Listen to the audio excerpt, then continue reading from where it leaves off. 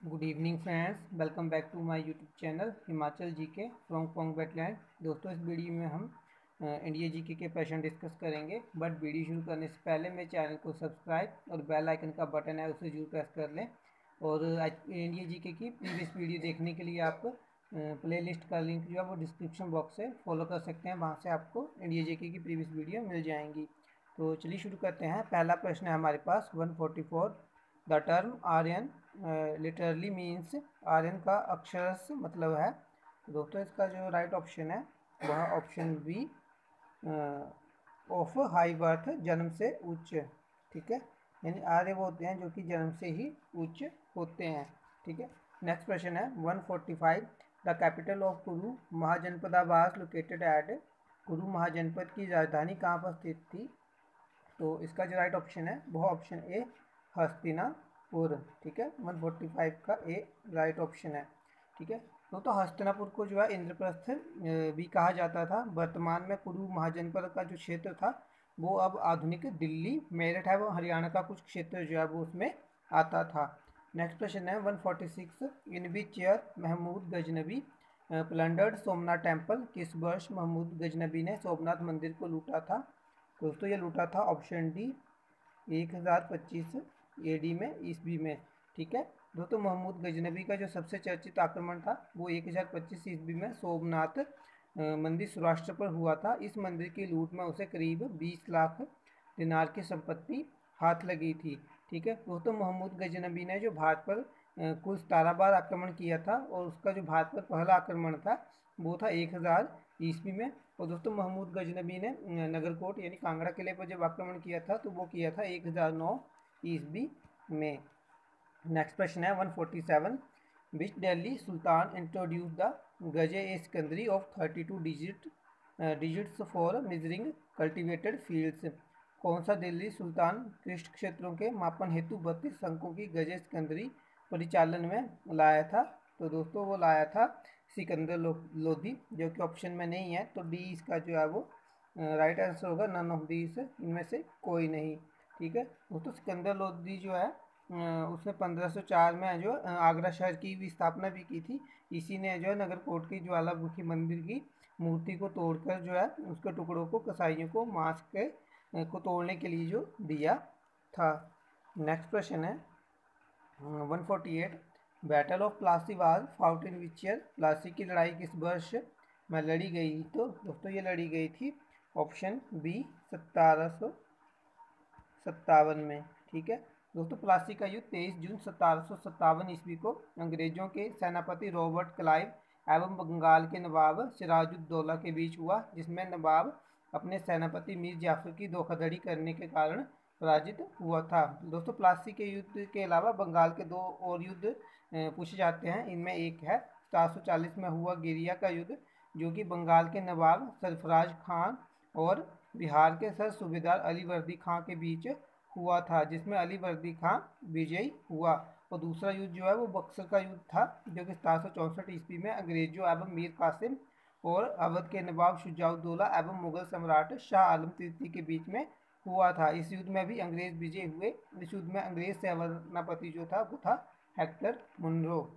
ठीक है, नेक्स्ट प्रश्न है 149। Kesari and Maratha are the works of? Kesari तथा मराठा किसके कार्य हैं?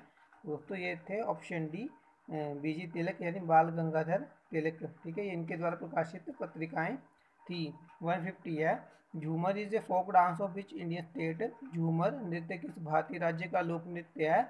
तो दोस्तों, आंसर के अकॉर्डिंग ए इसका राइट ऑप्शन है, हरियाणा। ठीक है, झूमर जो है वो हरियाणा का फोक डांस है। नेक्स्ट क्वेश्चन है 151।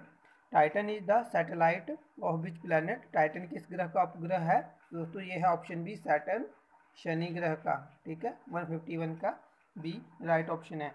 दोस्तों, शनि ग्रह जो है वो उसका सबसे बड़ा उपग्रह टाइटन है, जो सौरमंडल का दूसरा सबसे बड़ा उपग्रह भी है। ये आकार में बुध के बराबर है। टाइटन की खोज जो है वो 1665 में डेनमार्क के खगोल शास्त्री क्रिश्चियन हाइजोन ने की थी। ये एकमात्र ऐसा उपग्रह है जिसका पृथ्वी जैसा खुद का एक सघन वायुमंडल है। दोस्तों, शनि ग्रह आकार में बृहस्पति के बाद दूसरा सबसे बड़ा ग्रह है। इसका घनत्व सभी ग्रहों एवं जल से भी जो है वो कम है, यानी इसे जल में रखने पर ये जो है ये तैरने लगेगा। ठीक है, नेक्स्ट क्वेश्चन है 152 Deccan plateau is located in which part of India. Deccan के पठार भारत के किस भाग में स्थित है? तो दोस्तों ये ऑप्शन डी दक्षिण होगा, साउथ होगा। ठीक है, इसका जो दक्कन का पठार है इसका क्षेत्रफल जो लगभग 5 लाख वर्ग किलोमीटर है, और ये जो है ये महाराष्ट्र, तेलंगाना, उत्तरी कर्नाटक और गुजरात के काठियावाड़ क्षेत्र तक जो है ये फैला हुआ है। नेक्स्ट क्वेश्चन है 153 what is the approximate percentage of nitrogen in earth atmosphere. पृथ्वी के वातावरण में नाइट्रोजन का प्रतिशत लगभग कितना है? तो दोस्तों ये है ऑप्शन ए 78%। ठीक है दोस्तों, पृथ्वी के चारों ओर से घिरे हुए वायु के विस्तृत फैलाव को वायुमंडल कहते हैं, जिसमें कि नाइट्रोजन का जो हिस्सा है वो 78.8% है। ठीक है, ऑक्सीजन का 20.95% है। उसके बाद आर्गन का आता है जो कि 0.95% है। और दोस्तों फिर कार्बन डाइऑक्साइड जो कि 0.036% है। और दोस्तों जो कार्बन डाइऑक्साइड है ये सबसे भारी गैस भी है, जिस कारण ये जो है वायुमंडल की निचली सतह में पाई जाती है। ठीक है, और दोस्तों वायुमंडल की ऊपरी परत के अध्ययन को जो है वायु विज्ञान यानी कि इंग्लिश में से बोलते हैं एरोलॉजी, और निचली परत के अध्ययन को ऋतु विज्ञान यानी कि मेट्रियोलॉजी कहते हैं। ठीक है, नेक्स्ट क्वेश्चन है 154 pampas is a grassland of which country. Pampas घास के मैदान किस देश से संबंधित है? तो दोस्तों ये हैं ऑप्शन सी अर्जेंटीना से। ठीक है, 154 का सी राइट ऑप्शन है। दोस्तों घास के मैदानों को 2 वर्गों में विभाजित किया गया है। एक है उष्णकटिबंधीय घास के मैदान और दूसरे हैं शीतोष्ण कटिबंधीय घास के मैदान। तो दोस्तों उष्णकटिबंधीय घास के मैदानों में सवाना के घास के मैदान आते हैं जो कि अफ्रीका में है। ठीक है, कंपोज जो है वो ब्राज़ील में है। ठीक है, फिर लानोस है जो कि वेनेजुएला व कोलंबिया में स्थित है। ठीक है, और जो शीतोष्ण कटिबंधीय घास के मैदान है उनमें प्रेरी घास का मैदान है जो कि संयुक्त राज्य अमेरिका व कनाडा में पाया जाता है। पंपास अर्जेंटीना में आ गया।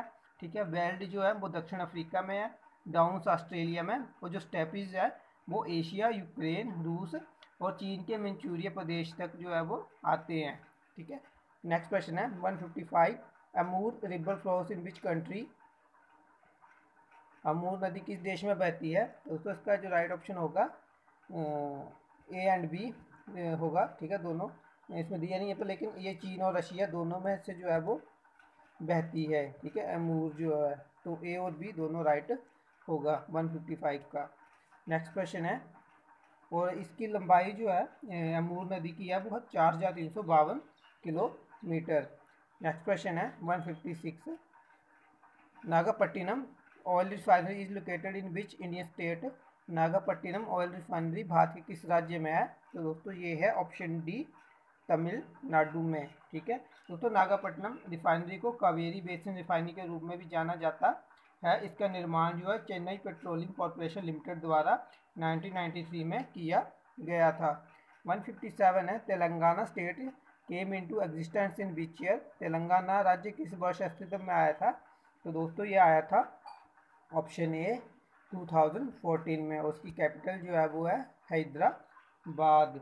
ठीक है, नेक्स्ट क्वेश्चन है 158 है which articles of Indian constitution deals with cultural and educational rights. Bharat के संविधान के कौन से अनुच्छेद सांस्कृतिक और शैक्षिक अधिकारों से संबंधित है? तो दोस्तों वो है ऑप्शन डी अनुच्छेद 29 और 30। ठीक है, तो दोस्तों जो अनुच्छेद 2930 है वो संस्कृत एवं शिक्षा संबंधी अधिकार के बारे में बताते हैं। ठीक है, अनुच्छेद 29 जो है वो अल्पसंख्यक वर्गों के हितों का संरक्षण करता है। इसमें कि कोई भी अल्पसंख्यक वर्ग अपनी भाषा, लिपि और संस्कृति को सुरक्षित रख सकता है, और केवल भाषा, जाति, धर्म और संस्कृति के आधार पर उसे किसी भी सरकारी शैक्षिक संस्था में प्रवेश से नहीं रोका जा सकता। ठीक है, और दोस्तों वर्तमान में जो 6 समुदाय हैं, ठीक है, जिनमें कि मुस्लिम, पारसी, ईसाई, सिख, बौद्ध एवं जैन है, जिनको कि अल्पसंख्यक वर्ग का दर्जा दिया गया है। ठीक है, और दोस्तों जो अनुच्छेद 30 है इसमें शिक्षा संस्थाओं की स्थापना और प्रशासन करने का अल्पसंख्यक वर्गों का जो अधिकार है दिया गया है कि इसमें कोई भी अल्पसंख्यक वर्ग अपनी पसंद का शैक्षणिक संस्था चला सकता है और सरकार उसे अनुदान देने में किसी भी तरह का जो भेदभाव नहीं कर सकती। ठीक है दोस्तों। नेक्स्ट क्वेश्चन है 159 और लास्ट प्रश्न है इस वीडियो का। Which of the following is not a constitutional body, निम्न में से कौन सा एक संवैधानिक निकाय नहीं है? तो दोस्तों वो है ऑप्शन डी, नीति आयोग। ठीक है, डी इसका राइट ऑप्शन है।